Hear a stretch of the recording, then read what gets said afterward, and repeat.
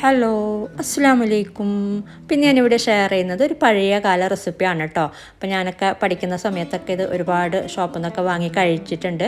പക്ഷേ അതിനേക്കാളൊക്കെ നല്ല സോഫ്റ്റും നല്ല ടേസ്റ്റും ഉണ്ട് കേട്ടോ നമ്മൾ ഉണ്ടാക്കുമ്പോൾ. അപ്പോൾ ഇതിനെക്കുറിച്ചിട്ടുള്ള കൂടുതൽ വിവരങ്ങൾ റെസിപ്പി ചെയ്യുമ്പോൾ ഞാൻ പറയാം. അപ്പോൾ എന്തായാലും നമുക്ക് റെസിപ്പിയിലോട്ട് പോവാം. അപ്പോൾ ഇതിന് വേണ്ടിയിട്ട് ഒരു പാത്രം ചൂടാകുമ്പോൾ അതിലോട്ട് 1/4 കപ്പ് നെയ്യാണ് കേട്ടോ ഞാൻ ചേർത്ത് കൊടുക്കുന്നത്. 1/4 കപ്പ് ഫുൾ എടുത്തിട്ടുണ്ട്. മെഷർമെൻറ്റ് കപ്പിൽ 1/4 കപ്പ് ഫുൾ എടുക്കുക നെയ്യ്. എന്നിട്ട് നെയ്യ് ചൂടായി വരുമ്പോഴേക്കും ഇതിലോട്ട് 1 കപ്പ് മൈദ ചേർത്ത് കൊടുക്കാം. ഈ ഒരു മൈദ ചേർത്ത് കൊടുത്തിട്ട് ഒരു മീഡിയം ടു ലോ ഫ്ലെയിമിൽ വെച്ചിട്ട് ഒന്ന് വഴറ്റി കൊടുക്കുക. ഒരു 10 മിനിറ്റോളം ഒന്ന് വഴറ്റി കൊടുക്കുക കേട്ടോ. ഇടയ്ക്ക് മീഡിയം ഫ്ലെയിമിലും അതുപോലെ ഫ്ലെയിം കൂടുന്നുണ്ട് എന്ന് തോന്നുമ്പോൾ ലോ ഫ്ലെയിമിലും ആക്കി വെക്കുക. ആ ഒരു രീതിയിൽ 10 മിനിറ്റോളം ഒന്ന് നന്നായിട്ടൊന്ന് റോസ്റ്റ് ചെയ്തെടുക്കുക. ഇതിൻ്റെ ചെറുതായിട്ട് ഇതിൻ്റെ കളറൊക്കെ ഒന്ന് മാറി ഈ ഒരു മൈദ അതിൻ്റെ പച്ചമണമൊക്കെ ഒന്ന് മാറി കിട്ടണം. അപ്പം അതിന് വേണ്ടിയിട്ടാണ്.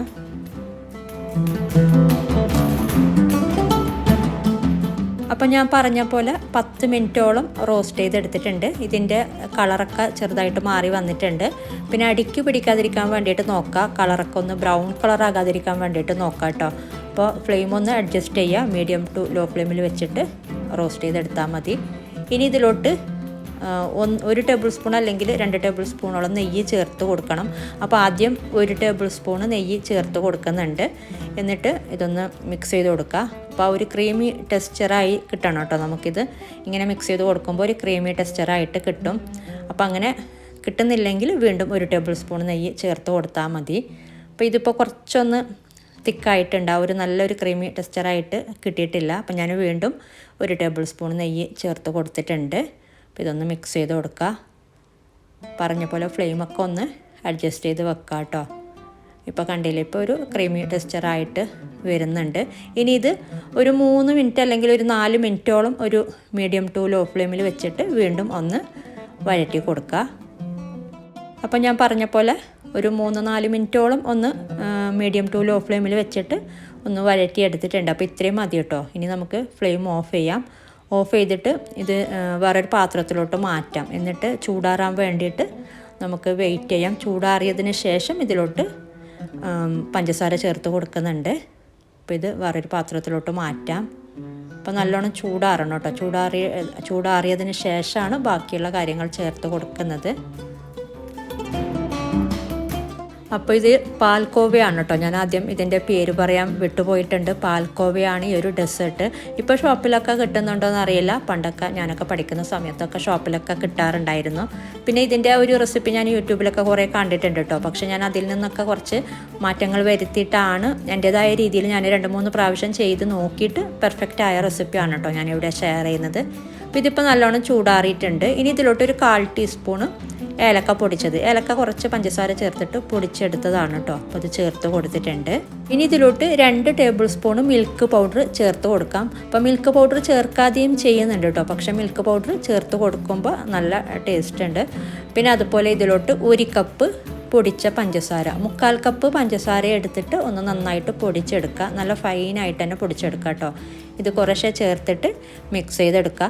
ഇതിൻ്റെ ഒരു പരുവം എന്ന് പറയുന്നത് നമുക്ക് കയ്യിലിങ്ങനെ ഉരുട്ടിയെടുക്കാൻ പാകത്തിനായി കിട്ടണം. ആ ഒരു രീതിയിലൊന്ന് പൊടിച്ചെടുക്കുക കേട്ടോ. അപ്പോൾ നല്ലോണം ലൂസായിട്ട് എന്ന് തോന്നുന്നുണ്ടെങ്കിൽ മിൽക്ക് പൗഡർ ഒരു 1/2 ടേബിൾ സ്പൂണോ 1 ടേബിൾ സ്പൂണോ ചേർത്ത് കൊടുത്താൽ മതി.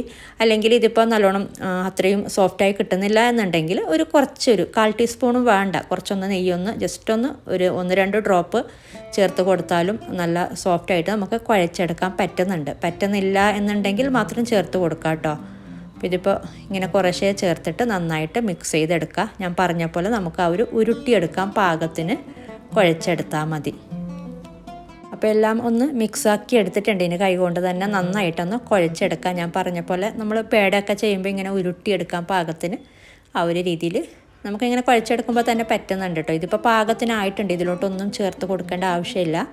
അപ്പോൾ നന്നായിട്ട് തന്നെ നല്ല സോഫ്റ്റായിട്ട് തന്നെ കുഴച്ചെടുക്കുക. ഇപ്പോൾ ഇത് നന്നായിട്ട് കുഴച്ചെടുത്തിട്ടുണ്ട്. ഞാൻ പറഞ്ഞ പോലെ ആ ഒരു രീതിയിൽ തന്നെ കിട്ടിയിട്ടുണ്ട്. ഇനി നമുക്കിതൊരു ട്രേയിലാക്കി കൊടുക്കാം. അപ്പോൾ നെയ്യ് പുരട്ടിയ ഒരു ട്രേയിൽ ഇത് ജസ്റ്റ് ഒന്ന് നിരത്തി കൊടുക്കാം കേട്ടോ. അപ്പോൾ ഇതിലോട്ട് ഞാൻ നെയ്യ് പുരട്ടി കൊടുത്തിട്ടുണ്ട്.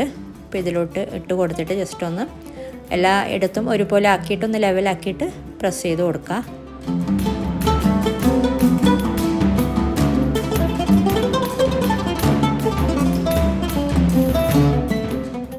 അപ്പോൾ ഇത് എല്ലായിടത്തും ഒരുപോലെ ആക്കിയിട്ട് നല്ല ലെവലാക്കിയിട്ട് ഒന്ന് പ്രസ് ചെയ്ത് കൊടുത്തിട്ടുണ്ട്. ഇനി ഇത് മൂടി വെച്ചിട്ട് ഫ്രിഡ്ജിൽ താഴത്തെ തട്ടിൽ വെക്കുന്നുണ്ടെങ്കിൽ ഒരു 30-40 മിനിറ്റോളം വെക്കുക.